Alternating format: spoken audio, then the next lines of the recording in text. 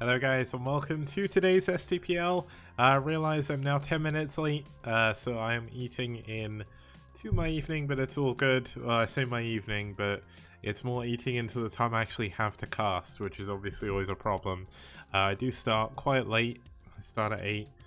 Oh, DK is in Dildo King. Okay, yeah, funny. Nice, I forgot about that. Oh man, that was funny.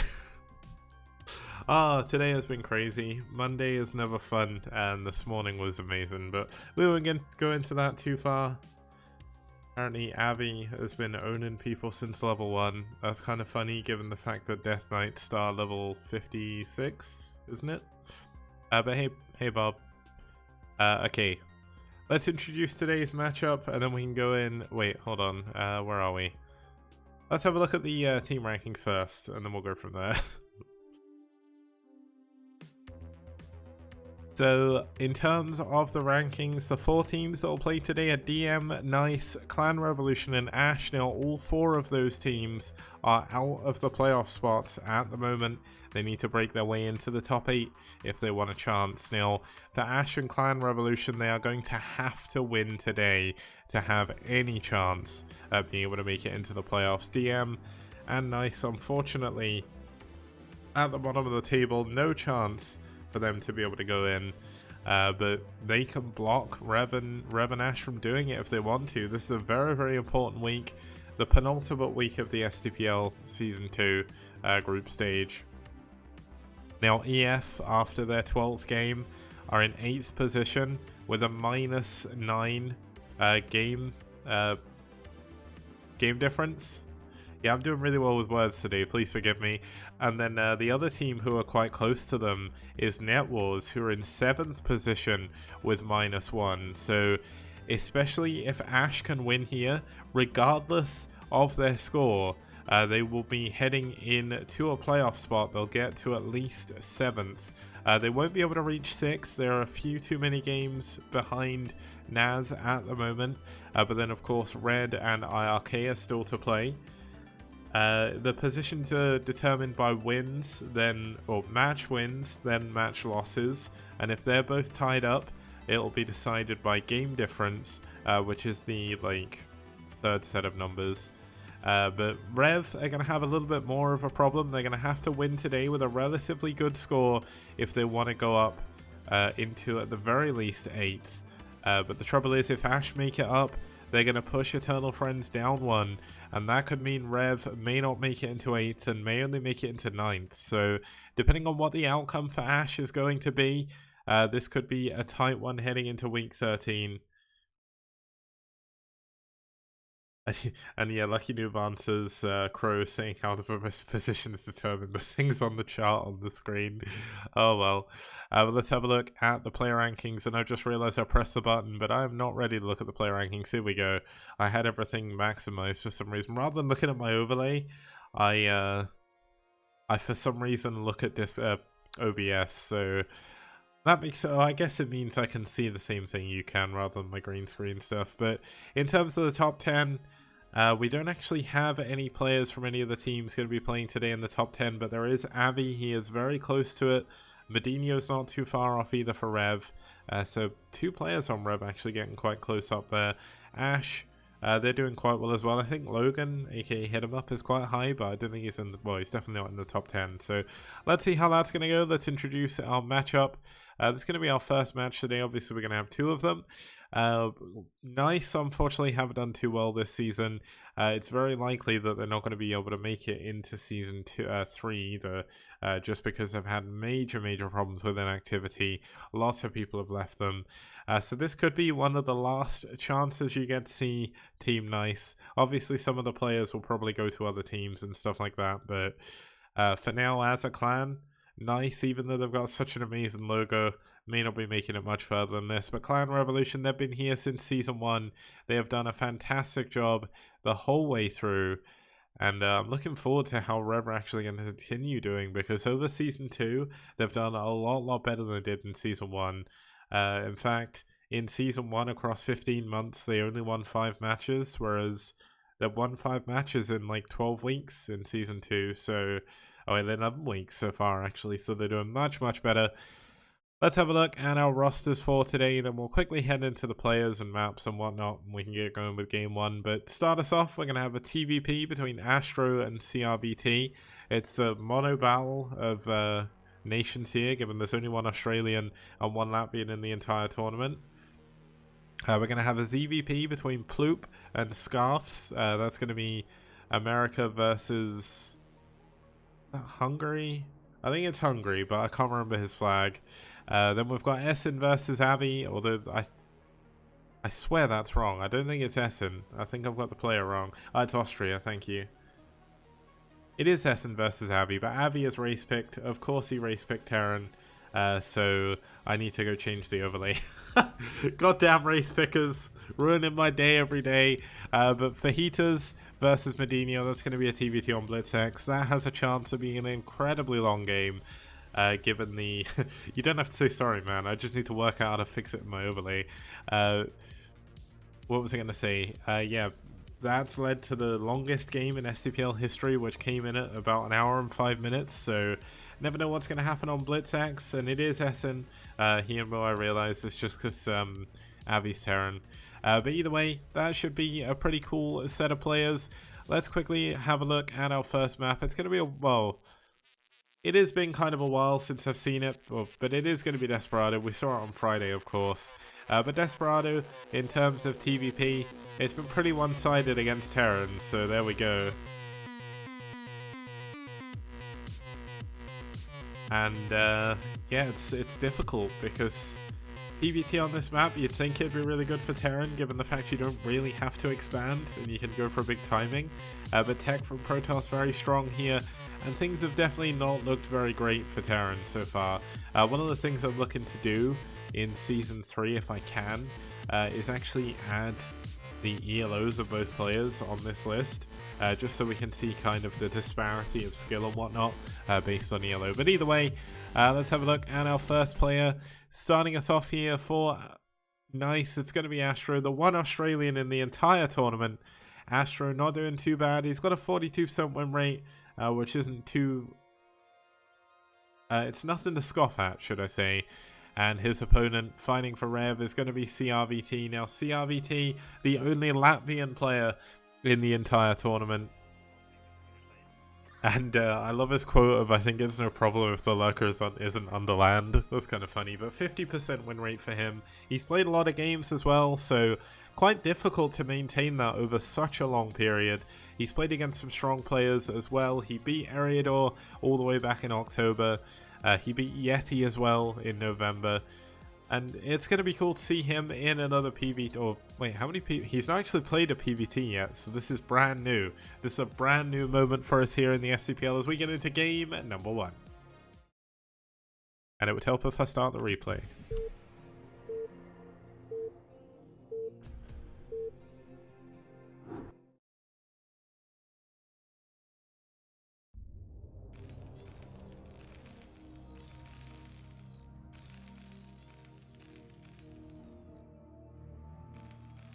Okay, so things are going to look a little bit weird for a second while I reload everything to fix the race picking, but that's fine. I could actually just fix it later, but I'd rather fix it now. Or plus I've already closed everything. Starting us off here in the top right hand position, we do have the Australian player in the yellow fighting for NiCe. It's Astro. And just to prove a point, they hosted in top versus bot. Good people. These people are nice people. I like these people. They even pick good colors as well, so I can't complain. Red and yellow's a classic, man. Like, I don't know if I'm imagining things, but I'm fairly certain all the OSL games, at least for a while, used to be played on red versus yellow. Dr. Bear saying my face went not lemon versus yellow. Oh my goodness. And his opponent spawning down here in the bottom left-hand corner in the red, fighting for ReV. It's CRVT as our Protoss player.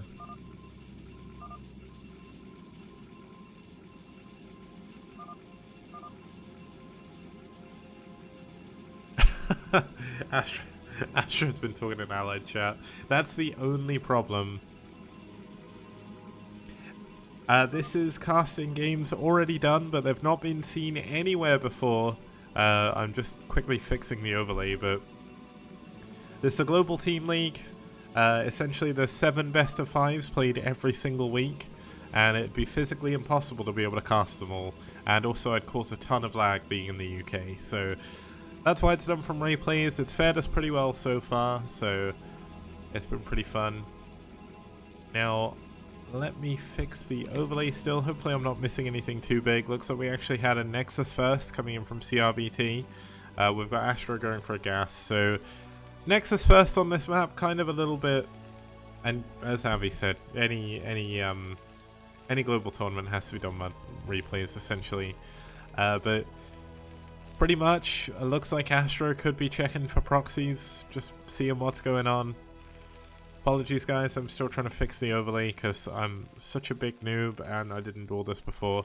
Today has been a really weird day. Like, I got into work and immediately I had someone having a go at me for like 1 ticket that I didn't finish out of like the 105 I did last week.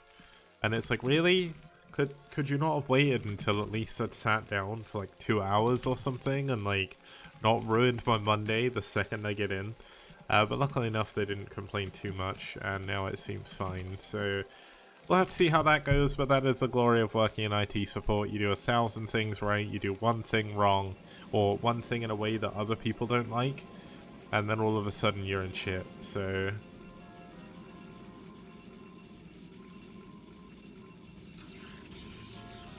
also, Lucky Noob. Okay, I think the overlay is working now, which is good. But Lucky Noob, just to let you know, the number of broken replays hasn't gone up. It's just the fact there's been a lot more people watching replays now, so people find it more often. Like, a lot of tournaments that used to be live are now done by replays, so that adds those in. You have a lot of people streaming that you didn't have before. So, say for example, if Eonzerg's watching a game that he's played and it's broken, then that'll be that. Now, Albert's seeing weird building placement, but with Astro, he's just going for a little bit of a wall here. He's a little bit worried early on about stuff happening to him, but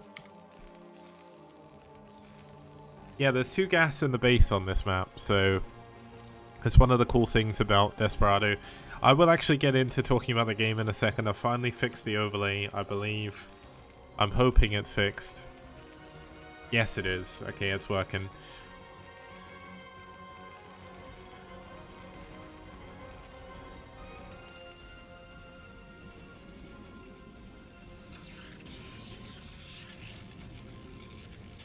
Lucky Noob, I'm not sure about that, man.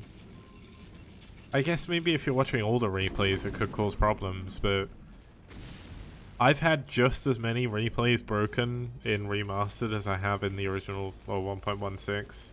And if anything, there's probably more replays broken in 1.16 if you go back to the original version of Vanilla. I'm guessing they broke a lot, but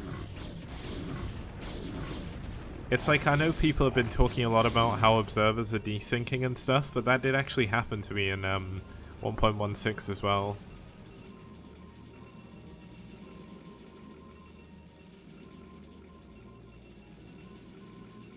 Okay, so we've got a 3rd gateway coming in from CRVT. He's going into his robo. Astro is going for a drop here, so drop's certainly not the most common thing for lower level Terrans to use, but well, I say that and I do it every game even though I'm bad, but Astro isn't super low level or anything. Both these players are quite respectable. I don't know their MMRs, but I think they're maybe Avi will know them, because Avi knows everyone's MMR because he smurfs at like every level, so he gets to run into everyone. I'm guessing he may not have run into Astro though, given the fact he probably doesn't match with people in Australia. Yeah, the dropship is going to come into the main. Now the one CRVT is like 2.1k, okay. I was going to say the one foible that a lot of low-level Terrans make, including me, is people don't use dropships correctly. The point of dropships isn't so much to do damage with the initial drop, it's about pulling the opponent's attention elsewhere. So what you would normally want to do here is start rallying speed vultures into the natural. Now, looks like he might actually be doing that, although he's rallying the vulture around a very weird way. I think he's trying to dodge things. Nice mines, by the way, on those dragoons.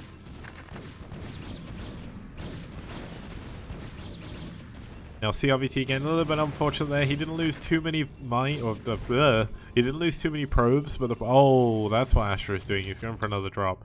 Yeah, he didn't lose too many probes, but he did lose 2 Dragoons, which is kind of crazy. Now the second dropship the same dropship, second attempt coming in. It's a lot lower, so needs to be careful. And CRVT, I mean, he's already ready for this. Like, this second run-in shouldn't really do too much, although CRVT may be getting a little bit confused. Finally, we do have some vultures rallying into the front. Looks like a couple of probes have gone down. 4 so far. Can he get a 5th? 5th going down. And that's definitely not too bad, but the Dragoons at the front getting ready to defend. And is this going to be a third time? No, no third time. Yeah, the best thing to do with that drop... Oh, it's actually 2 dropships. Okay. I wonder if he's going to play the more fancy-esque style. Maybe he just expected the dropship to die. That's kind of weird, but Fancy used to do this really cool move where he'd build 2 dropships, move 4 tanks in them, and just run like two control groups of vultures around. And the power behind that is the tanks on their own are quite good. But essentially the vultures are what keep the tanks alive. Like, you can have 4, say for example, he drops 4 tanks at this base, he runs his vultures, mines here, and mines over here. Like, that nexus is going down regardless. Now, there is 2 observers by the base. He sees the dropship. He of course doesn't know that this is the dropship, or a new one, so he's not going to know there's 2 of them. But one thing Avi pointed out, despite losing workers, CRVT is doing a really good job with his probe production, keeping it up very, very high. Now we've got +1 attack coming in here for him as well. The 3rd base is done. And overall, CRVT's macro is pretty much exploding. He's nearly 40 supply up on his opponent already. I suppose that's 30 now, but it was up a little bit higher before. He's got to wait, how many gateways is it? Okay, it's still only 3 gateways. That's not the best count, but looks like Astro is going to maybe try and hide a base over in the top left-hand corner. Dropship getting sniped, a little bit unfortunate. Did he even drop any units? I don't think he did. Oh, that's really unfortunate. Losing that dropship, definitely not what Astro wants to have happen.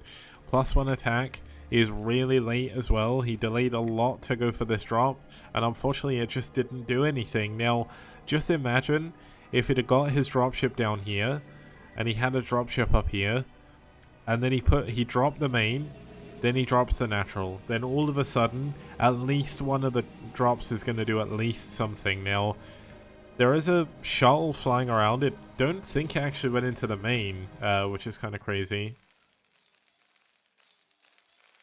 But I suppose maybe he's just kind of keeping an eye out on what his opponent's doing. Maybe seeing if he go for Bulldog. But 2 vultures going to come in. They're going to get 1 probe but die to cannons. So not really worth it. Now, do they see the Stargates? No, they do not. Double Stargate and Fleet Beacon coming in. And CRVT is going to look to put on the pressure here with some carriers eventually. Obviously, he has to wait a little bit. We've got Dragoons in position to deal with any possible dropships coming in. And I wouldn't really say this is a carrier rush, Dr. Bear, given the fact we are at 10 minutes. But, look, oh my goodness. The Star Sense from CRVT. Going to check up here. Finds the base. Immediate cancel by Astro. He knows his plan's been foibled. I definitely think maybe expanding to the bottom right would have been a little bit easier. But this is a ridiculously awful game for Astro so far. Everything that could go wrong is going wrong. And CRPT saying it's not Star Sense, it's scars from playing against Medinho. Okay, well, poor old Naokan, he's gonna have to mind meld over to the bottom. Oh no, I'm done. I'm gone already. Nexus coming in for CRVT. Astro is going to react, well, he's going to relegate himself to taking a mineral only rather than his gas base, which is a little bit unfortunate.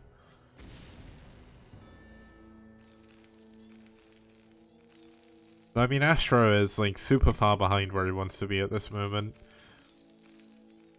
Maybe it's just where it's Monday and I've got a lack of energy from waking up early today as well, but this is quite a difficult game to cast because essentially CRVT has got himself into a position where he's so unbelievably far ahead. Now, The carriers have finally been scanned. Looks like he did confirm that with the second scan as well. Now, the issue is, when you scout carriers like this, you're supposed to go for a timing attack, but Astro doesn't have enough units for a timing attack, if we're being all honest here. He has 8 tanks. 2 of them are going to be lifted up into a dropship. The dropship's low on health. The Shuttler's probably going to go straight into the main as soon as any sort of push out comes out. Plus 1 attack is finally finished. But he's only on 5 factory. He's not building any Goliaths. And he's not pushing forward. And CRVT has been keeping up with his macro so long. I mean, this army just is not in a position to deal with what CRVT has. This reminds me of, like, my games where I think, well, I've got enough. Like, he's going carriers, I'll just go kill him, right? But then it doesn't work that way because my macro is bad. So I don't have enough units to, like, do the damage I need to do at the timing. And I think, well, Protoss is bullshit. How do I beat this? And it's like, no, it's just because I played bad. Now the mine's getting a few good hits. Unfortunately, not going to be too much. Now this is kind of funny. The carriers and the units on the ground do clear up some units. Now the shuttle still hasn't flown in just yet, which is kind of interesting. Maybe he's waiting. Lucky Noob saying, well, Protoss is bullshit. But Protoss aren't bullshit. Like, if anyone's bullshit, it's Zerg. Like, ZVP is like, ugh. Oh my goodness. Like, can Zerg actually lose games in ZVP? Does that happen? Now, the 2 carriers gonna come out. This is the might of the Protoss Armada, but unfortunately for Astro, it's actually gonna be enough. There's nothing that can shoot back up here. The Zealots, the Dragoons, chasing away the Vultures, chasing away the tanks. And this is where you have trouble. With no Goliaths, with no units, essentially. He's pretty much got no hope. Now, finally, we are going to have this shuttle coming in. It is going to find a Wraith. Now, this could have been a cool switch if it hadn't been scouted, but even then, the tank siege up at the worst possible time. And GG is called, Astro taps out, and CRVT wins game number 1.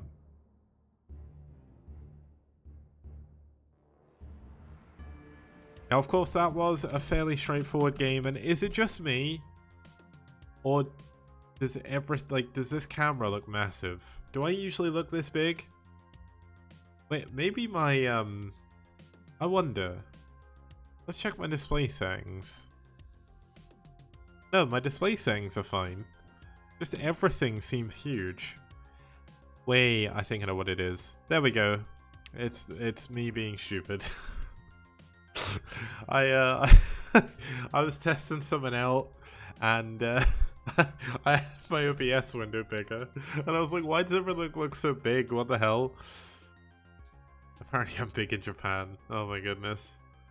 But yeah, okay, we're gonna go for a very quick break, and when I'm back, we'll be heading into game number 2. It's good. I don't even know who it is. You know what? I'm gonna give myself a little bit of a break just to kind of get my head into it, because I'm really not there right now. So see you guys in a couple of minutes. Outstanding. Rock and roll.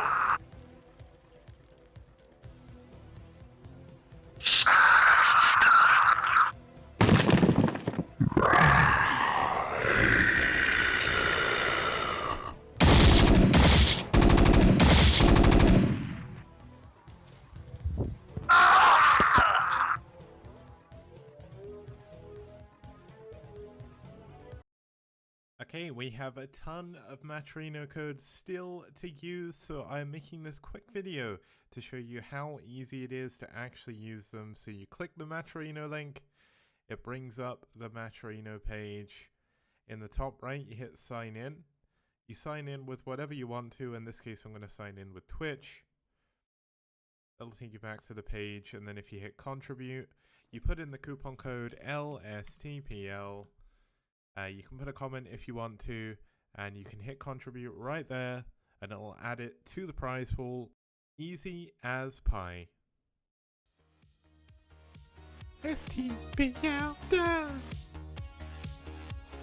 Bio TVP. Wow! Okay guys, welcome back. We're going to be heading into our second game. Starting us off here for NiCe is going to be Ploop. Now Ploop hasn't actually played a single game He was kind of added to the roster at the beginning of Season 2, and he's not really been needed. And then obviously NiCe have had so many problems that I think they've had to like field him back again. But Loop, I have absolutely no idea how good of a player he is.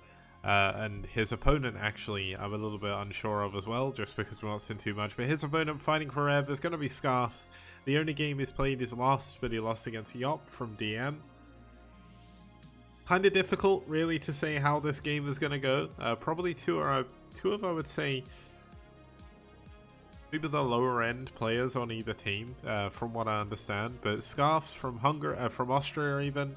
I know there was a Hungarian player. That might be Zinkler, who's also on ReV.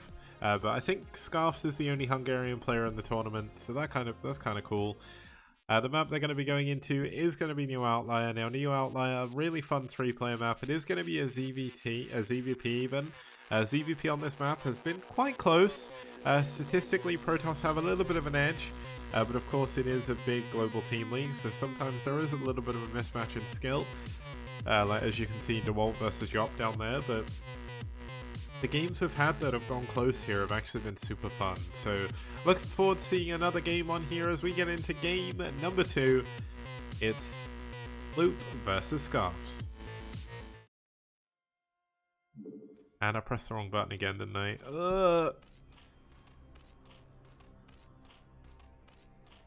Hey, oh my goodness. Oh my god.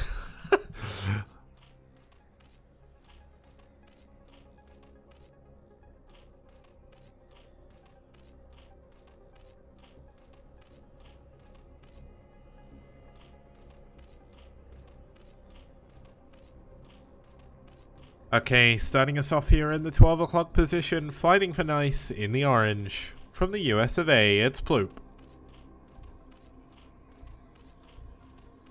And his opponent spawning down here in the bottom right hand position, we do have the red Protoss player fighting from Austria for ReV. It's Scarfs. Overlay? What's wrong with the overlay? Wait, what? How is that not... Oh my goodness, don't tell me my, there we go. Something's broken. Something's broken, guys. It's not, like, refreshing properly. Oh my goodness, why?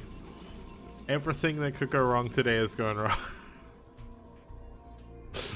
And Lucky Noob, you say someone get this man some milk tea. I actually think I do need a cup of tea. I've not had a cup of tea for, like... oh, like 6 hours? It's been difficult. It was the support ticket that I left. My day started. I didn't leave. I didn't even leave it. I didn't know what to do. How am I supposed to know when we've got no procedure for what we were supposed to be doing? I was trying to find out the procedure and I should have apparently just known. That set my day off to a bad start, but let's finish on a high. We've got some good games coming up after this. I need to get my head in the game. Maybe I've been trying to avoid dairy before the stream because someone said apparently that makes it harder for your voice. But essentially, I don't know if that actually does anything or if that's just me being stupid or hearing it from someone and not actually fact-checking or whatever. But in the break, when we go between series, I might just actually make a cup of tea. Oh my god, the overlay is so drunk today. I wonder if it's because I've not clicked on it. Like, I bet everything is wrong. It's Windows 10. I'm sure it's Windows 10. Like, Windows 10 is such an annoying operating system. Apparently, dairy can, like... I don't know. Supposedly, if I remember correctly, dairy sort of helps create mucus in some cases or something. So... essentially, if you drink dairy before you're casting, you can basically make yourself more nasally. And Buena, if I was cool enough to use Linux, and if I wasn't completely and utterly lazy about trying to get stuff to work, I'd probably use Linux. My issue is really difficult to get anything to work, so I'm not bothered. I guess I could just use a VM, but... oh wow, OBS is Linux native. Sadly, everything else I use probably isn't, so... No, sorry, these Lings are doing quite a lot of damage at the front. I know I've been kind of distracted again, but the Lings doing a huge amount of damage at the front actually. Look like Scarfs wanted to go for a gateway into a Nexus, but by foregoing the Forge, you obviously leave yourself in a little bit of trouble. Needs to make sure he keeps this gateway alive. And this is very tough, as Eridor points out. Versus speed first without getting a cannon. Getting Forge before Nexus is really risky. It's also really hard to hold on to. Now the gateway's done, so there's going to be no additional Zealots here, but as long as he can keep the Lings away from this cannon, he has a chance of rebuilding the gateway even. But even then, look at this. The second he moves all his units to the top, Ploop goes immediately down to the bottom. And so far, this is very much looking this is looking like a 6-minute game. Ploop, because I didn't realize before, is actually still on one base, so he is going massively all in with this. Now, if he can get enough probes into the main, looks like or enough zealots, enough zerglings into the main, then this could be a problem. But Ploop, he's got 900 minerals, so if he doesn't make something happen with this, if he doesn't outright win the game, this is going to continue on. He's only killed a few probes. Scarfs is still up at 14. He's not really been able to build any drones either, because he's building nothing but Lings, but whereas money's gone up so high, he's not built any hatcheries, so there's not enough production to continue to put this in. But as I did mention, Ploop was kind of a stand-in here. It is one hatch winner. Essentially, Ploop was added as like one of the lower levels of their clan at the very beginning of the season, and there's a reason why we haven't really seen him. But in their desperate times of need, Ploop stepped in, came in and played a game. Now, Scarfs, his macro is not doing too bad, but there was a lot of time where he wasn't mining. He very nearly fell to the Lings in the beginning. So Ploop nearly got him. There is still time, of course. There's still a lot of Lings out on the map. But you can see the Hydra's Den now coming in. Third hatchery coming in as well. And honestly, Ploop should just try and expand again.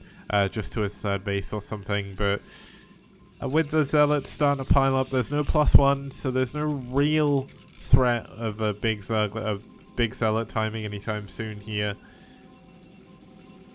But CRVT saying he's ready for a 3-hatch Hydra transition. And I mean, you know what?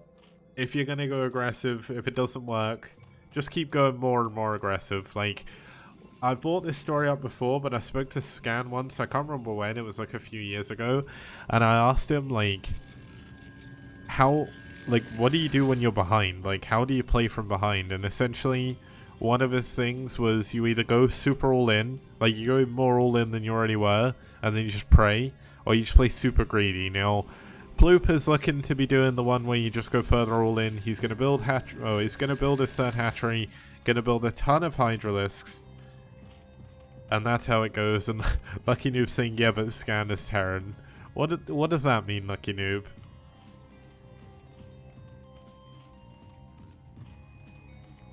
Wait, why are you saying slow? Did I say slow? I think you've misheard me.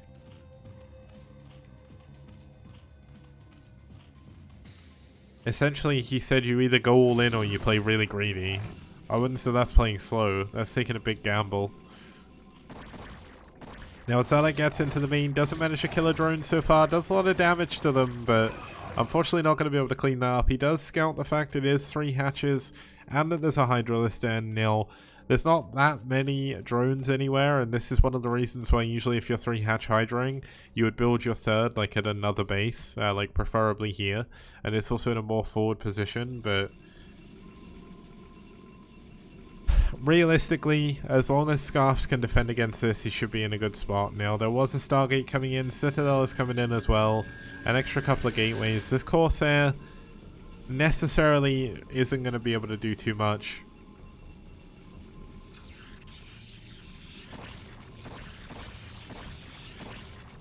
And I mean, these Hydras, the upgrades are a ways away. He's got Hydras in his main at the moment.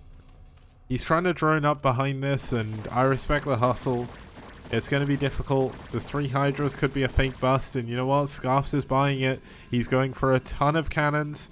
That's going to be 6 cannons that aren't gateways or zealots, which is a little bit unfortunate.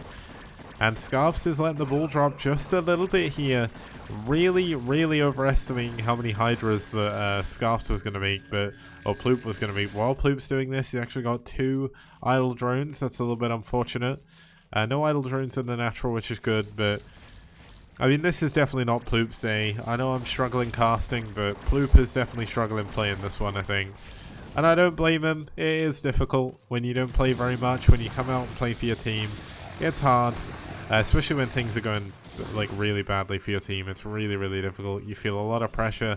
Not that I know that, because I've never actually played for a team. Well, I have in like the D-Rank Team League and CPL, but that really doesn't count.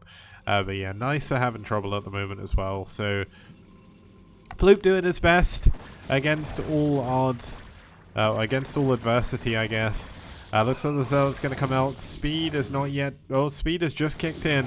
So the Zealot's going to be really, really fast, getting on top of the Hydras. +1 attack, though, still not done, which is definitely a problem. He needed +1 a while ago, but +1 going to be finishing very, very soon. And it looks like this could be the final push of the game. The Zealot's going to get in on top of more and more Hydralisks. But if they get into either of the middle lines, this is pretty much going to be game over. Hydras, they're starting to come in numbers that can actually defend, but the Zealots chewing through them. +1 attack has just finished. And more Zealots rallied in, just going to end the game. This is going to be GG.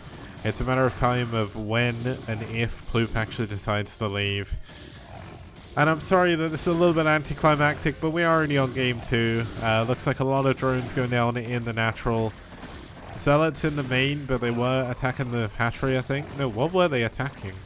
Nothing died in the main, so that was really weird. But Zealots gonna get this natural hatchery as well. It looks like the Hydra should be able to clean up the final Zealots, but at what cost? Yeah, Scarfs did a really good job defending on from the Lings, and behind that, like, Ploop was kind of stuck. When you go for like a 1 hatch Ling all in, and it doesn't work, like, you are so unbelievably far behind. He did his best, like, he tried to build some hatcheries. I know he let his macro slip, but part of the reason why his macro was slipping was he had 1 hatchery, so he couldn't rebuild, or he couldn't build any additional units. And it happens, like, it's a little bit unfortunate. Natural hatchery goes down, and looks like Ploop, he's still trying to hold on. He still doesn't want to give up. The first winner for ReV was CRVT. He beat Astro in a PBT.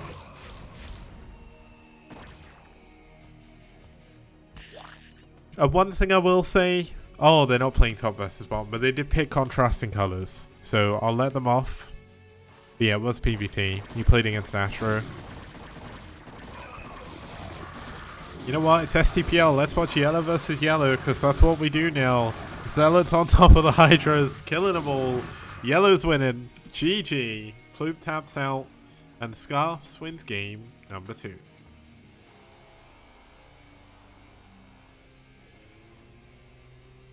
Yeah, that was a nice try by Ploop, but unfortunately Scarfs holding on a little bit too well at the beginning, and from that point it was kind of a one-sided game, but Ploop was so unbelievably far behind, there wasn't really too much he could do.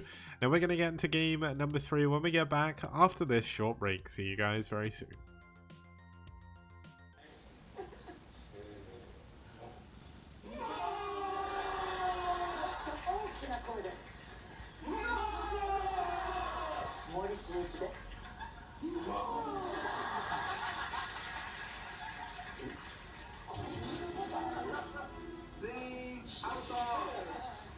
Toss a coin to your content creators, oh valley of plenty, oh valley of plenty, oh.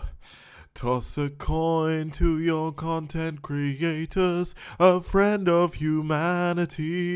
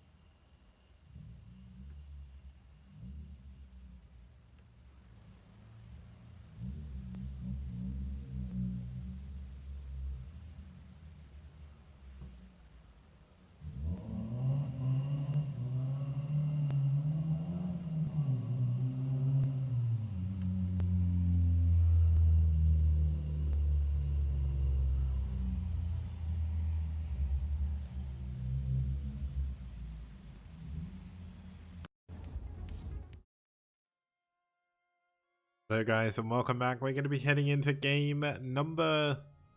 What game is this? It's game number 3. Things are still going well for me today. I do apologize very, very much for the... I'm kind of a little bit off kilter today for some reason. And essentially, it's going to be Essen fighting for NiCe. Now, Essen overall is not a bad player. He's had some pretty good wins, some pretty good losses as well.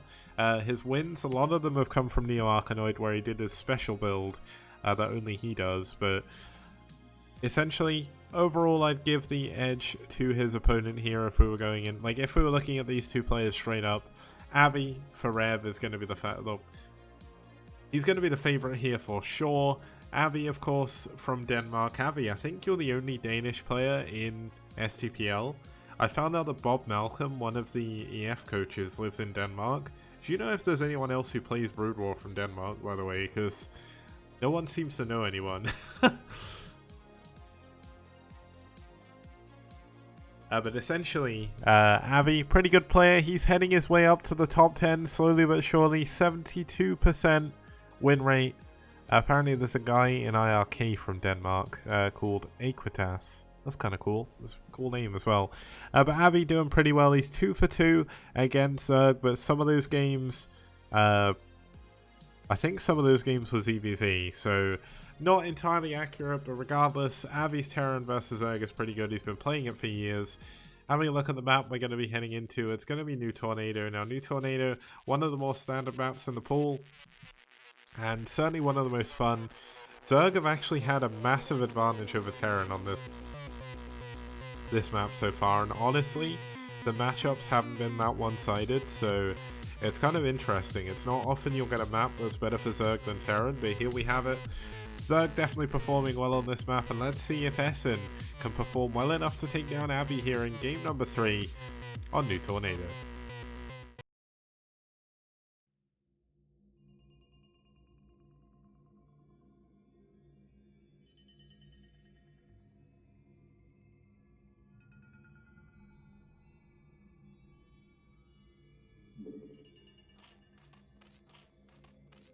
Okay, starting us off here in the top, or the bottom right-hand position, we do have the orange Zerg player fighting for NiCe. It's Essen.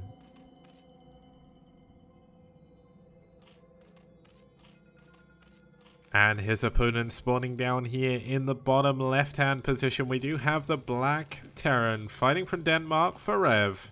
It's Avilov. Yeah, you did get contrasting colors, but as of next season, everyone will be picking top versus bottom, 100%. And black is barely seen, but I like black. Black looks cool, especially on Terran. I don't like black so much on Zerg, just because it makes it hard to see them on the... Oh my goodness! Oh my goodness! Someone apologized! NiCe! NiCe! What a guy. I love Essen. Thank you.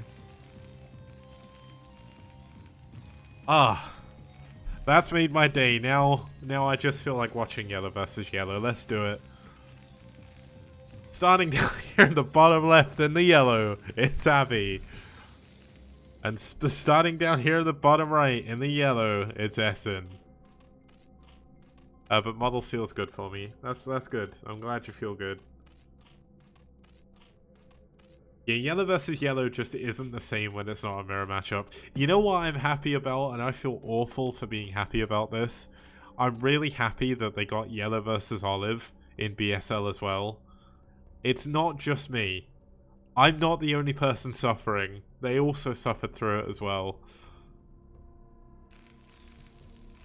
Okay, we got Essen going for a 12 hatch. We got a 11 barracks, 12 gas from Abby. So Abby playing super standard if he's going for a, what do you call it, a tech opening.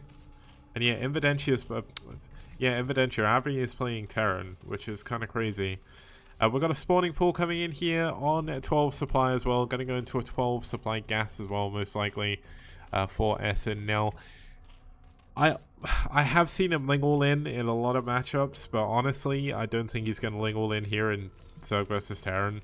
Ling all ins in ZVT, like, you'd think they'd be worse in ZVP, but in ZVP you can kind of get lucky. and they just maybe skip cannons or something like that.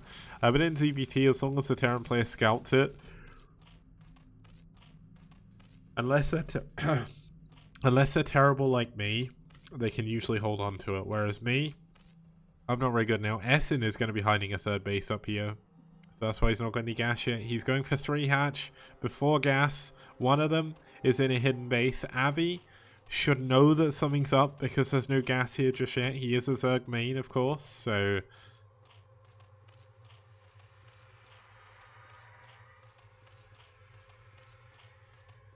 And Avi... Avi think he scouted and blindly built a marine because he saw his Neo-Arkanoid games. If you don't know what Avi's talking about in chat, essentially Essen has this style on Neo-Arkanoid. I think he's used it about 4 times, where he essentially just builds 2 hatcheries and just attacks you with things. That's the map with all the buildings in the middle, by the way, guys. So the only annoying thing is these don't appear unless you're on top, like unless you're on team colors. That's really annoying. I mentioned it to Blizzard, and I'm hoping that they're gonna fix it, because it essentially makes like Neo-Arkanoid impossible to cast unless it's red versus blue, which sucks. You need to see the buildings on the minimap. I think they used to be black on the minimap and now they're not, or they used to be like blue or something. I seem to remember like seeing the blue temple on Neo Medusa. I don't know what changed. The lair coming up at the natural. He's trying to hide it from the SCV. There's 2 lings on the ramp, which makes this incredibly hard for Avi to be able to go down and sing out. So Avi going for his natural. He is going into an armory, so he's going to be playing mech here. Second factory going to be coming up very soon. Unfortunately, we're not going to be seeing a Valkyrie build coming out from Avilov.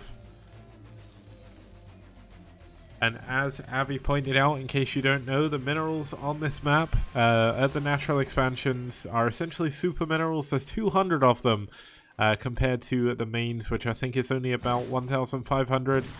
So by getting the natural, you essentially guarantee yourself to have a base for a while. Now, usually that benefits Terran a little bit better when they're going bio, because it essentially means you have a base for 2,000 minerals, should I say.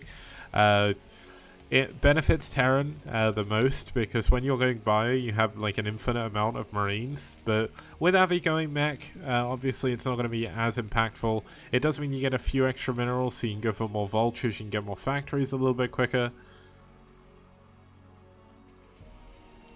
Now let's see what the plan is from Essen here. Now Avi, he saw the fact the lair was coming up, I think, in the end.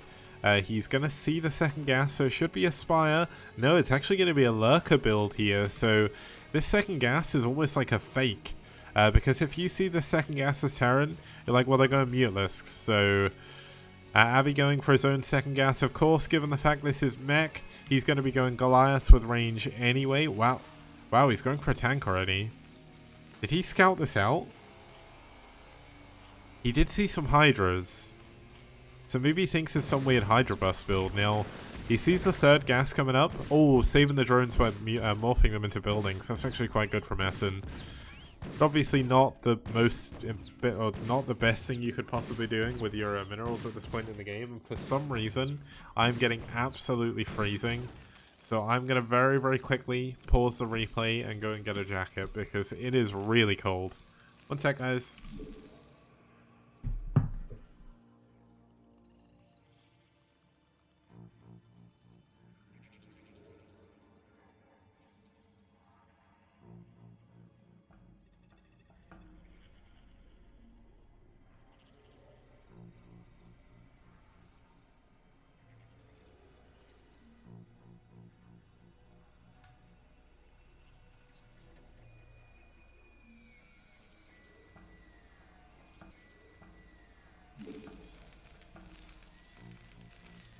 Okay, we're back now. Rather than a jacket, I'm wearing my sick as hell.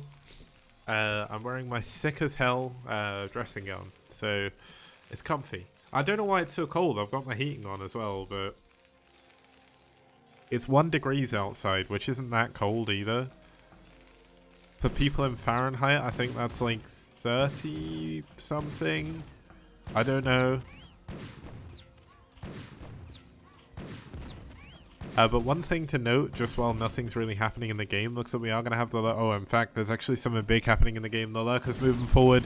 They're going to lower themselves into the ground, or burrow is the word I'm looking for. He's going to slowly try and push his way forward, but the fact is... Oh, there's... Oh my goodness, there's no scans. This can actually do a load of damage, but he needs to be careful. Every time he moves the Lurkers, they're getting hit. And the Lurkers are actually quite low on health already. Looks like this first barracks is going to go down. Can he focus down the bunker? That is the important building here. The academy is still not in. With no academy, he's not going to be able to build any scans. And there is a single turret back here at home, but... I don't have a draft. It's kind of funny. I need to I need to do a ladder stream at some point, or just a stream where I'm not casting so I can talk to you guys, but essentially, like, my old house was so much colder than this, so... Now, an Overlord moving in to try and scout our wads there. This bunker being kept alive by 2 SCVs. Look at those guys diligently repairing away. Does finally go down. That's a little bit unfortunate there, but... And Chavra, I don't think I'd ever put my webcam in the game, because for me, I feel it takes away from the game. Like, it's too distracting. I like watching the game instead, so...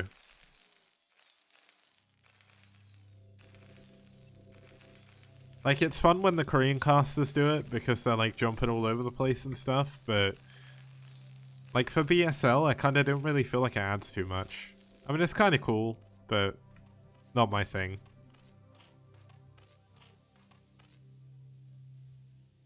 I'm also scared to show people what I look like when I'm actually casting, because honestly, I'm probably sat in the most, like, slobbish way possible, I think. Like, I'm, like, leaning forward, I'm, like, gormless while I'm trying to look at the minimap, trying to find stuff going on.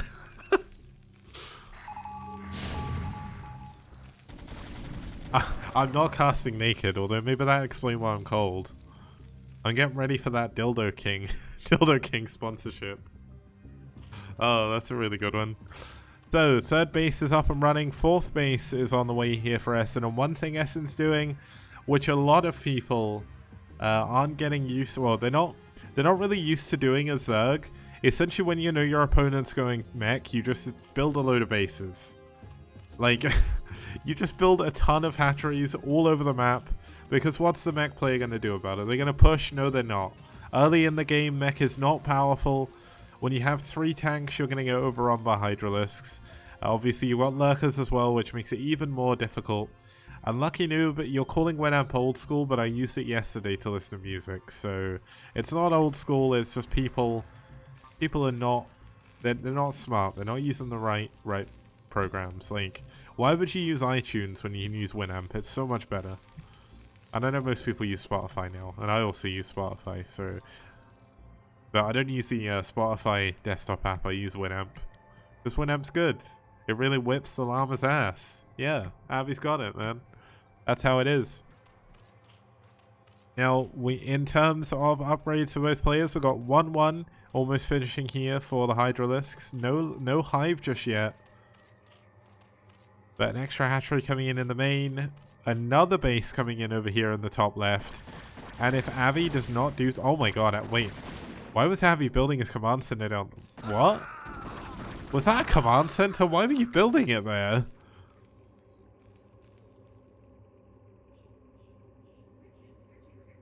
And Buena saying XMMS2 is a nice open source Winamp. Why would you use... Oh wait, you're on Linux, aren't you? Winamp probably doesn't work on Linux, I guess. Oh, and Abby saying he had a Ling at the expo, which is why he built a command center in the middle of nowhere. But this barracks is going to get caught off guard as well. Now, one of the things I mentioned, and one of the problems that Abby has, Abby doesn't have that much. He has, like, literally no vision out in the middle of the map. He doesn't know about all these other bases. And yes, these hatcheries and minerals not split into units, so Abby still does have a chance of going for a timing. But he's going to have to be careful, because if he doesn't push right now, if he doesn't trade perfectly, there is going to be a million units coming from all over the place. Now, it is 1-1 for both players right now, so that's going to benefit the meching Terran a little bit. Oh, the vessel not going down, keeping it alive with the last hit. Oh my god, the Hydra's stuck.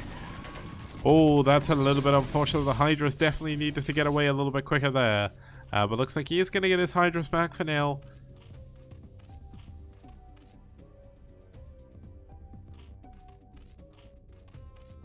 Now, Avi going to take a position on this high ground wedge above his opponent. Now, the important thing about this is usually it would stop all unit movement from your opponent.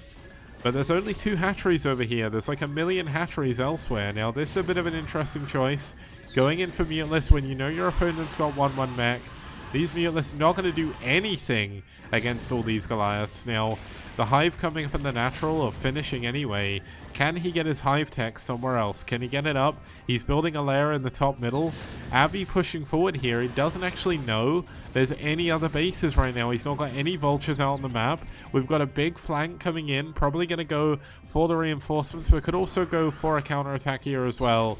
And this flank is actually going to save our Zerg player here because he's going to buy himself time. Now, this Muteless switch makes no sense whatsoever. So, Muteless definitely a weird choice here, but +1 attack is finished. So, I suppose that's what he was going for, but the drones in the main going to go down. Hive tech has gone down as well. There's no Great Aspire. There's actually creep colonies being added on here. And we're actually going to have to just see all of the tech come up. Looks like Lair's about to finish up. Where is the Queen's Nest? The Queen's Nest in the main. If he can get up his Hive tech before it's too late, he still has a shot here. But Muteless once again spawning into nothing. Hydra's sitting here just trying to stop reinforcements. And already Avi is prepared for this. Now the one thing that Essen has going for him is he has trapped Avi on 2 bases for now. But is this Queen's just going to go down before Hive starts? No Hive. Okay. No Hive now for a very long time. But yeah, we definitely needed a Defiler in this situation. There's a lot of Goliaths, not too much of anything else. There goes the Evo Chambers, there goes the spawning pool, there goes the Hydra Den. We've got 1-1 still on the ground, 1-0 on the air. Avalov, in the meantime, has gone up to 2 weapon plating first, which is a very interesting choice. 2 attack is a lot later. That's a very strange choice, actually. I'm not really sure on that one, Abby, but maybe you just got the wrong upgrade.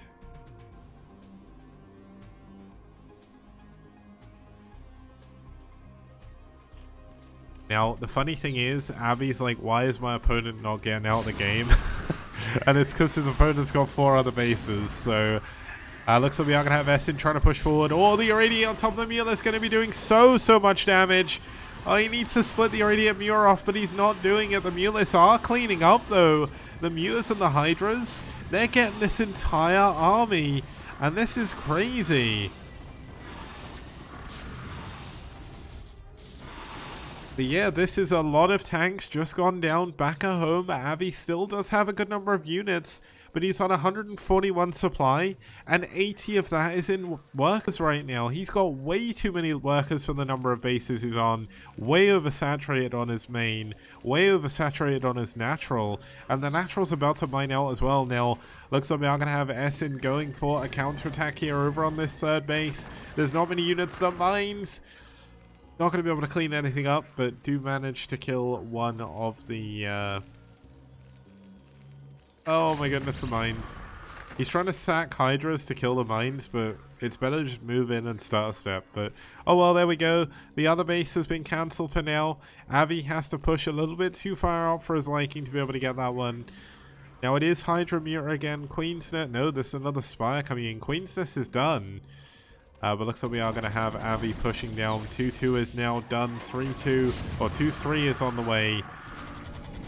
And there's just, I mean, the trouble is Essen is hemorrhaging so many units every single engagement.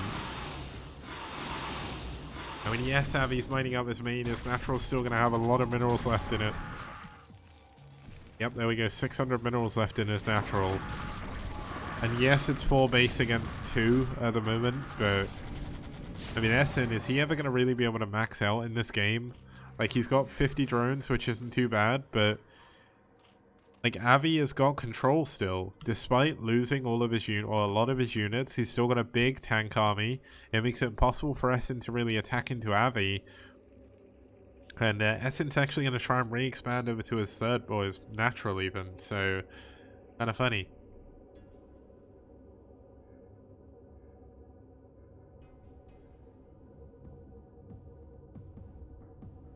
Now, the one good thing for us is we haven't really missed too much. Now, Avi, he's seen the base in the top left now. He still doesn't know about the other main, I don't think. He may have seen... He saw the natural earlier, so he knows the opponent's definitely got that. But he's seen the fact the other main is done. Now, Essen is going to continue his play of greed. He's going to try and take his main again. And now there's actually still a ton of minerals here. His main died incredibly quickly. And now this Muteless, is he going to be able to take out the worker? No, he's not. So the base is going to get scouted, but I mean, Essen can't really do too much about it. 2-3 is almost done. Yeah, 2-3 is like a second away from finishing, essentially. That's a little bit unfortunate.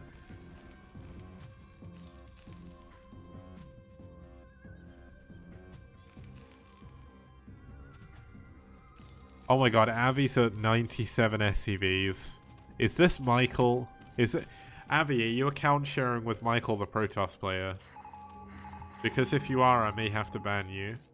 Black does look very good on Terran. Especially on the Goliaths.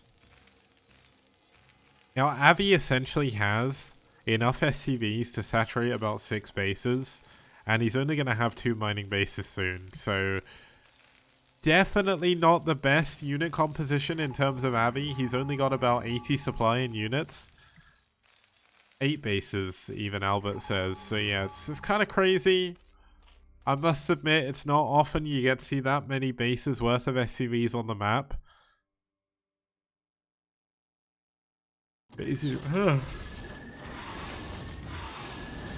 I guess he should actually just push with the SCVs. Now, oh my goodness, the Irradiate on the Muteless. He does split off, but not without taking a ton of damage. Avi getting ready to push up into the other natural main combination. Now, Essen never actually decided to take his main, so Essen going to be relying on all of his naturals for now. Lucky Noob saying A move with the medics, or A move with some SCVs, get some medics. Kind of cool. Now, there is a counter going into the third base. There's not actually any SCVs mining up here, so the high SCV count of Avi is going to continue to be high. Now, it looks like Avi split off. Oh, there was a base up here. Did I just miss this? I missed this base entirely. I completely forgot it was there. But being able to get this third base is kind of annoying, but Avi, of course, is still mining his natural. He's at 4k, 1k. So no matter how many counterattacks you do, if you can't kill Avi's army, which is now at 2-3, about to be 3-3. Oh my goodness, what timing? About to be 3-3. Look at that. You're just essentially not going to be able to achieve too much. Now, Avi is so unbelievably far ahead. He's going to continue to push. Wow, oh my goodness, he doesn't check the main? Oh yes, he does. Wait, why is he not pushing there? What? What? Why is he not pushing into that main? I'm so confused. I guess he's worried about the Mutelisks. Like, they do have 2-1. 2-1 is actually quite high for Muteless count. Now, there is a Great Aspire coming in. There's going to be a large number of Guardians. And Eriador saying the money is elsewhere, which is a fair enough point. I guess also Avi needs to take out this base to expand, so that's also a benefit.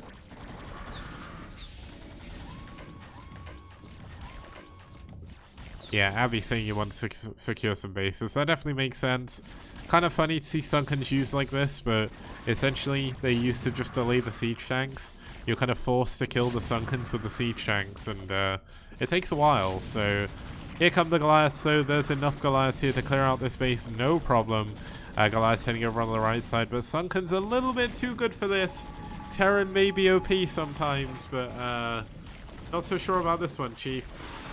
But a lot of drones going down in the top left, a lot of Goliaths killing a lot of buildings, a lot more drones are about to die as well. And Avi still finds himself at 94 drones. So I honestly think Essen is going to stay in the game a little bit longer. He's got Guardians now. Guardians can be a little bit difficult to engage into. If they're above dead ground, if they're in the middle of the map, then essentially Guardians are pretty bad. Like, they're not going to do too much. But if you can keep the Guardian, or if you can keep the Goliaths away, you're doing pretty well. It is, of course, 3-3 Terran. Zerg can do stuff against 3-3 Terran, but essentially they need more than one army. And unfortunately for Essen at the moment, he doesn't really have one. He needs more army, he needs more units. Avi has scanned at the bottom right-hand bases. He's going to go back over to push. And I mean, Avi has been playing this pretty stellarly this game. He's been doing everything what you need to do as a meching Terran correctly. He's got his upgrades on time. He's got a lot of factories. I mean, let's just count them. 1, 2, 3, 4, 5, 6, 7, 8, 9, 10 factories. He's going into a physics lab. When he starts getting a battlecruiser, when a battlecruiser flies over, there is no unit on this game that Essen is going to be able to afford to build that can kill it. Now, Avi going for this base is obviously going to be a problem as the Guardians are nowhere near. The Hydras can't really engage into this corridor. You can see that there's tanks on the high ground as well. Now, there is 2 Guardians here, which helps. Now, there's 4 Guardians now, so that is a little bit of a bonus. The Goliath's going to have to come in to deal with these. But, I mean, Guardians do a lot of damage. It's 24 damage per spore. But the trouble is they also take a lot of damage. They don't have much health. They don't have a load of armor. And looks like Essen going to move in just as Avi is about to finish his expansion again. So Avi unfortunately isn't able to build another base, but he doesn't really need one right now. He is way oversaturated, I guess, on 2 of his bases. So that's some of his naturals finally mined out. Now there's not actually that much to defend this base, so this base could very well go down. There's a load of tanks coming over, but unfortunately tanks cannot shoot up. And yeah. Oh my god, so many dead drones over here. I love it. I love all the dead drones. They look good. Shame it's not vultures killing them though. Avi has had like a distinct lack of vultures this game, I've just realized. He's not really needed them, but Goliath's coming in. The Guardians unfortunately are going to fall again. And I mean, he's doing his best to engage into this, but there just isn't enough units on the field. Another base going to go down. 3 Sunkens morphing. Avi has got 2 of them to 100 health. If you don't know, a Sunken will lose 100 health when it finishes morphing. As you can see, we'll go to 4. There we go. Goes down immediately. Going to be able to focus down this other Sunken as well. Look how much damage this is taking to these 5 3-3 Goliaths now. Now, Essen, he's expanding again to this natural. He's expanding again to this 3rd base. Pop-up Zerg is well and truly on the way. Now, the issue is with Pop-Up Zerg is unlike Pop-Up Protoss, you can't suddenly get 15 gateways at another base. You can't build... Oh my goodness, Avi's actually mined out this 3rd.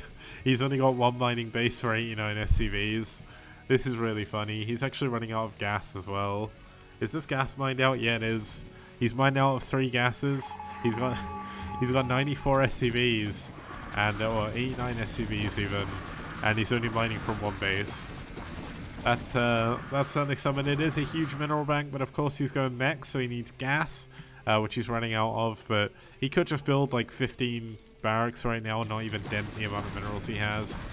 Now Essen getting ready to clean up these units on the bottom right. Looks like Crackling upgrade has finally finished, which is obviously good for our Zerg player. But unfortunately, look how many Goliaths there are. There are so many. There's a few tanks now. Finally, we have some lurkers under a swarm. And you want to know the funny thing about this? You want to know how many tanks it takes to kill these? You can't kill them. You might be able to kill this one though if you use the high ground thing, if you attack the back one. No queens. I mean, the trouble is Essen can't really afford them, so... Essen's been doing his best. He's about to mine out from his new... Wait. Oh, he had to rebuild his hive again, didn't he? He lost his lair in the top middle. I've only just realized. Yeah, 10 tanks could do it, but you essentially need to attack the ones that are behind. If you don't know the way high ground mechanics work in this game, guys, look at that. So he fired at this one. The attack hits in front of it. So if you target this one down, the actual attack will hit this lurker.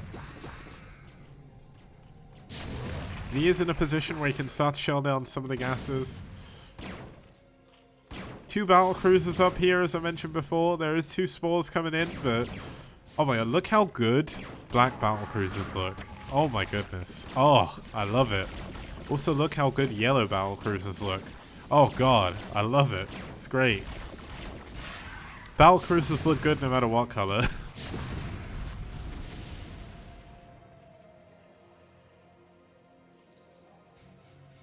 Yeah, they didn't host on top versus bottom. It's fine. They've got contrasting colors. I know it's a little bit awkward to see Abby on the minimap, but essentially the best way to describe where Avilov is, the best way to explain where Avilov is you look at the map, and where there isn't orange, that's where Avi is. He's pretty much everywhere where Essen doesn't have stuff. Now, Essen going to try and break down the ramp, unable to do it against these 3-3 units. Now, pulling the Goliaths up into the Sunken's definitely going to be quite good. Very difficult to break up into this base. Obviously, the base is mined out. But we've had a good number of units. Now, is there going to be another swarm? He needs to swarm again. This swarm's about to run out. Oh, there we go. Look at that. Just keep swarming. It's so funny. Like, Abby can't really push against this. It's, like, you can with good micro. Oh, he does it. He target fires this one. There we go. You see how the attack on this one landed there? That means the splash hits the lurker. And that's why that worked. I made like a tutorial video about it a long time ago, which is how I learned about it. And ever since then, I've just been teaching people about the way.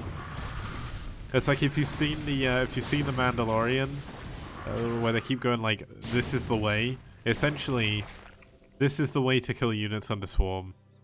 Now, there is a plague on a battlecruiser. This is not something you see very often, so let's zoom right in while we watch it. Doesn't look very good, does it? But it doesn't even take it at 1 health. It loses, I think it's 150 damage. A Yamato can't hit under swarm. I'm fairly certain. Or can it?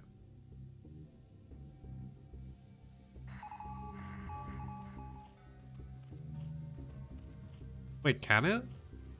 Oh my goodness, how did I not know Yamato hits under swarm? Man. God damn, how did I not know that? It's been 11 years since I started watching this game. Well, no, 12 now. How on earth did I not know Yamato works under swarm? Lucky Noob says, you see why we say to Sagi. Oh my goodness. Now, Essen is still somehow alive in this game. He's mining off of 3 bases still. Avi's, like, okay. Avi's still on 89 SCVs, but he's still only on 1 base. And Green is saying I lost all my street cred. Oh my goodness. Oh no. Don't hate me, guys. I'm sorry. There we go. Swarms run out now. And that's it.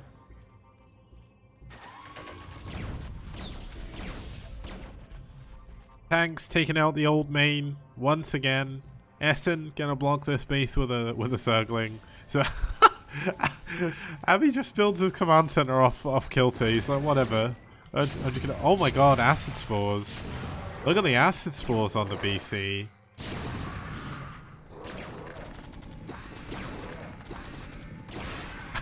Oh man, Sudden Life saying in chat that it needed Sparkle for Jadong to find out as well. Apparently Jadong didn't know this Yamato hit under Dark Swarm until he played a game on Sparkle. That's so funny. Oh my goodness. If a pro player didn't know, then that makes me feel a little bit better. If, as a matter of fact, if one of the best players ever didn't know, that makes me feel a little bit better.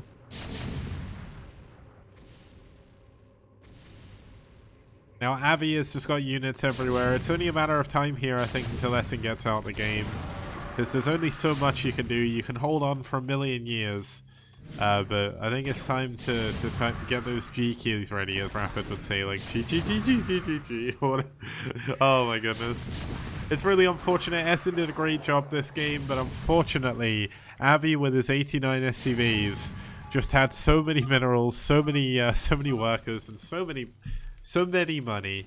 You know what? So many money. He had so many money, guys. That's just how it works.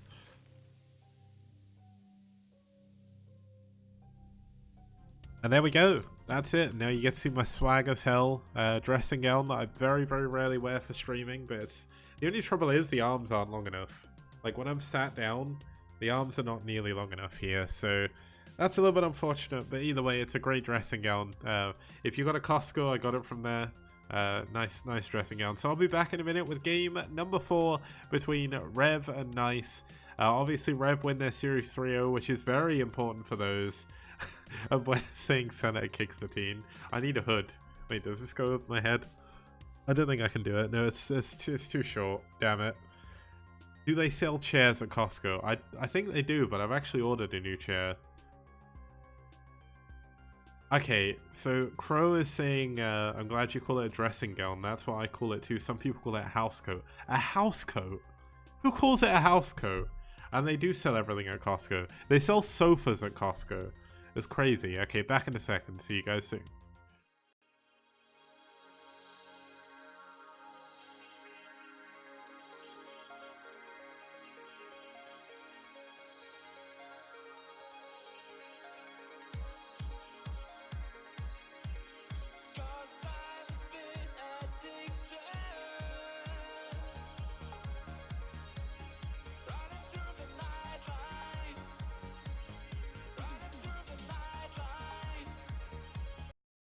Okay, we have a ton of Matrino codes still to use, so I'm making this quick video to show you how easy it is to actually use them. So you click the Matrino link, it brings up the Matrino page.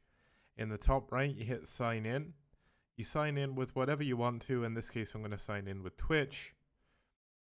That'll take you back to the page, and then if you hit contribute, you put in the coupon code LSTPL. You can put a comment if you want to, and you can hit contribute right there, and it will add it to the prize pool. Easy as pie.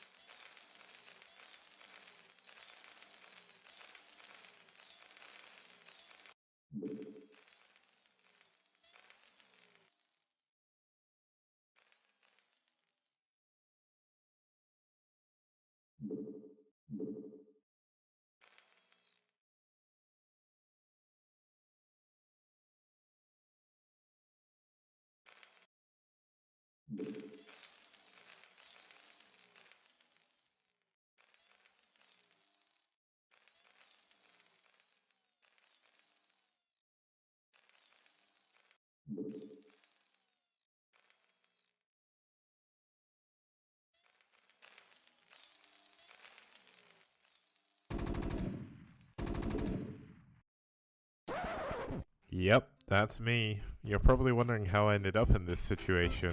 Well, I was playing an EGM fight night, and it just so happens in round 1 I played up against Terra. I've always said that I have bad micro, but this was on another level. StarCraft released 20 years. Ah!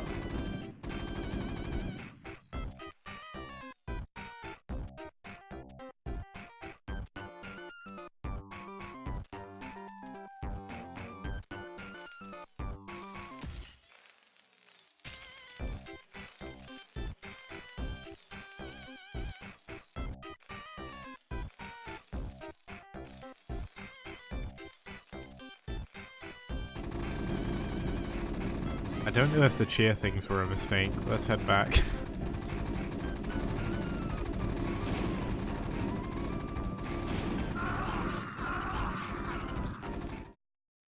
Okay, we're going to be heading into game number 4 even. Starting with... Oh. Okay. I'm losing my mind. Stop spamming the cheers. Stop spamming the cheers, guys, or I'm going to take them away. You're not allowed to spam them. It's not good for chat. Stop. It's time to stop. But yeah, it's going to be a TBT. Fajitas is stepping in here. He hasn't played any games in the STPL, so no idea about him, but his opponent going to be the Viking Terran himself. It's going to be Medinho. Medinho is a really, really sick player from Norway. He's really good at playing random, he's really good at 2v2, but in the STPL he plays Terran only. He's got a 75% win rate. He won his last 4 games in a row, and in his last 10 games he's won 7 of them, so kind of crazy. And yeah, unfortunately my emotes don't really work, but as a matter of fact, there is a good emote that works with, where is it? I'm just going to modify it. There's a really good emote that works with the sunglasses, and it's this one. And it really shouldn't work, but look at it. Look at the ReV emote with sunglasses, it looks kind of cool.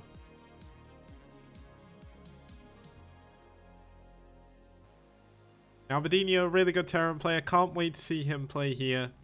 But I mean TBT, he's 3 wins, 2 losses. One of those wins was against Buell, the ASL qualified player.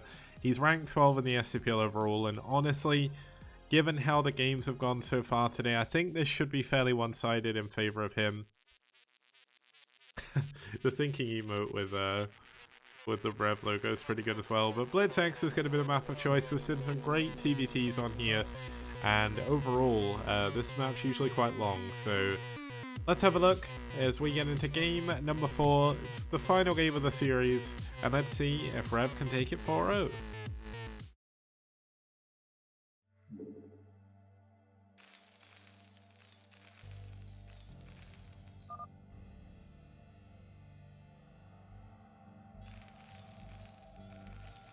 Okay, starting us off here in the top left-hand corner, fighting for ReV, it's Medinho in the orange, fighting from Norway. And his opponent spawning us off in the top right-hand corner in the magenta, it's Fajitas, fighting for NiCe from the US of A.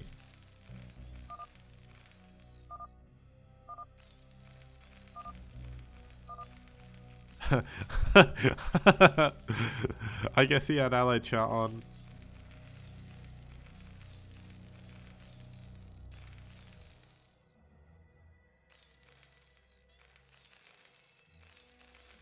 Soon we'll have Medinho asking people ASL.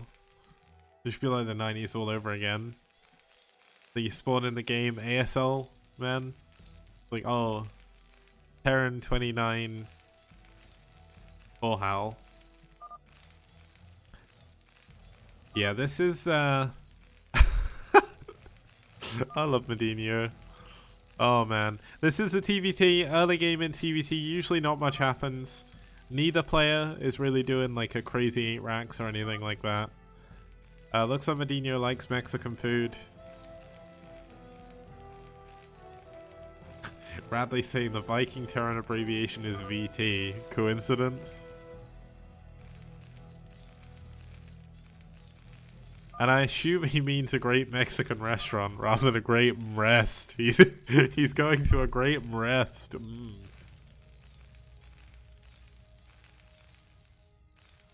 But yeah, the reason why I call Medinho the Viking Terran is if you've not seen him play before, he builds dropships, he builds a lot of dropships, and he kills his opponent with them. I like to say that they're really, really good. Well, essentially they're his longboats, and he's going to raid and pillage the opponent's base, but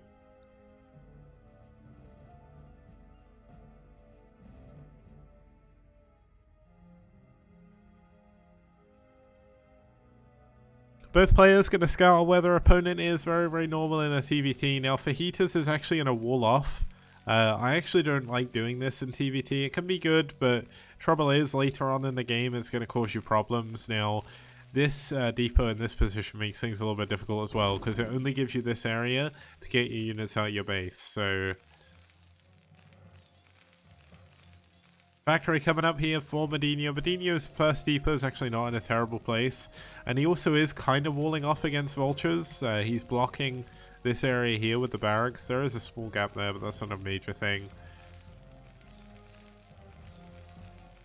But given how small the mains are, essentially they're kind of forced to build them. Now, Medinho doing a really good job just microing his SCV back and forth, seeing if he can see exactly what's going on, and for some reason, Fajitas is going up to 4 Marines. Now, gas is done. Oh my god, Fajitas is going for a... He's going for a bio all-in. What on earth?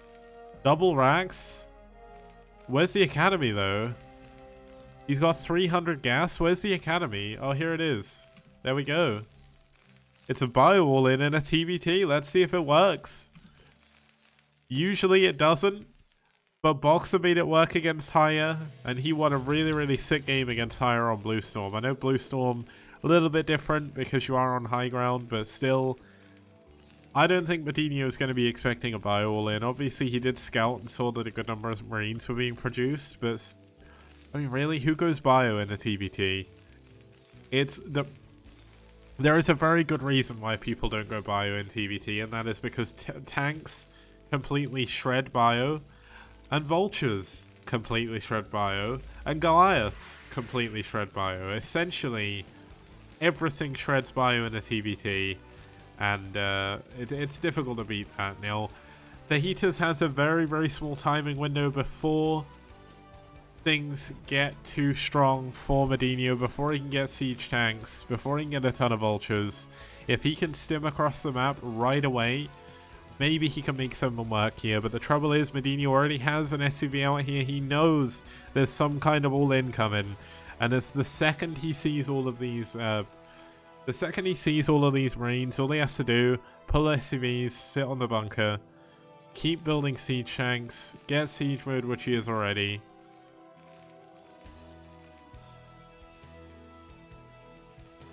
And this is essentially going to be it. Now, a lot of the SCVs going to be pulled as well. They're going to be unfortunately transferred before the barracks land or lifts even. So, going to push forward. The medic showing itself, so he knows.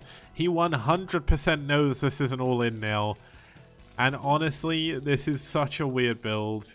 Fajitas actually has a supply advantage right now, which is crazy. Medino immediately building a bunker on his high ground. He's going to go back home. He's got siege mode coming in, second tank on the way.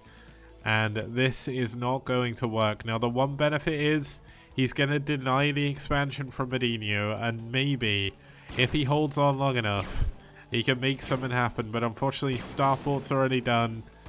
I mean, Cloak is not going to do anything because they're already in Academy, but there's a lot of SCVs not mining. There's a lot of bio that's not going to be able to do anything.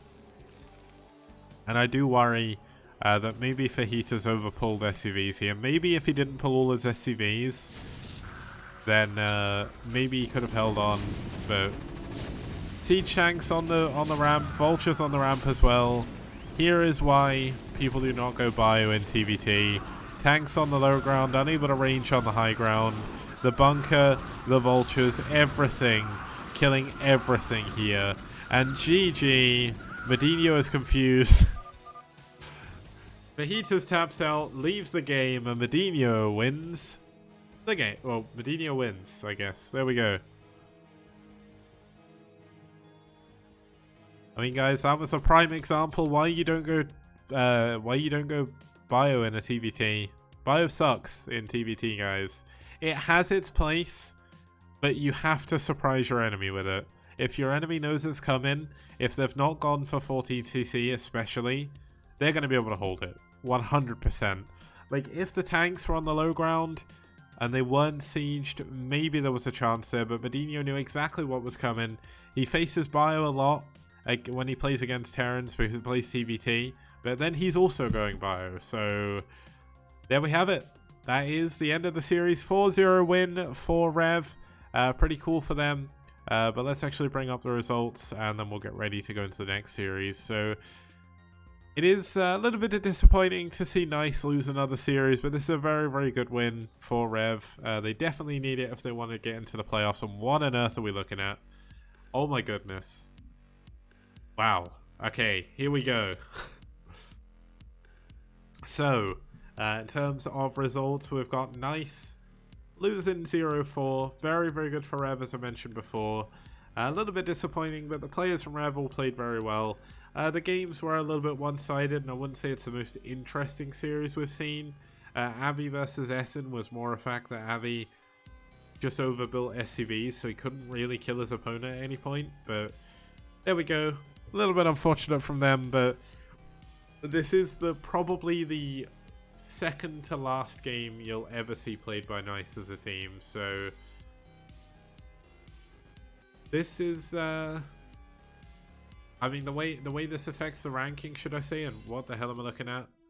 But that's not updated yet, but essentially with ReV winning that, that's going to put them above Ash, and it's going to put them above it's going to put them above Eternal Friends and Net Wars. So they're going to go in 7th position. Net Wars will drop to 8th, and Eternal Friends will drop to 9th. Now Ash is going to be playing up next. When we get back after this break, don't go anywhere. We're going to have Ash versus DM, and that should be a little bit of a better series. See you guys very soon.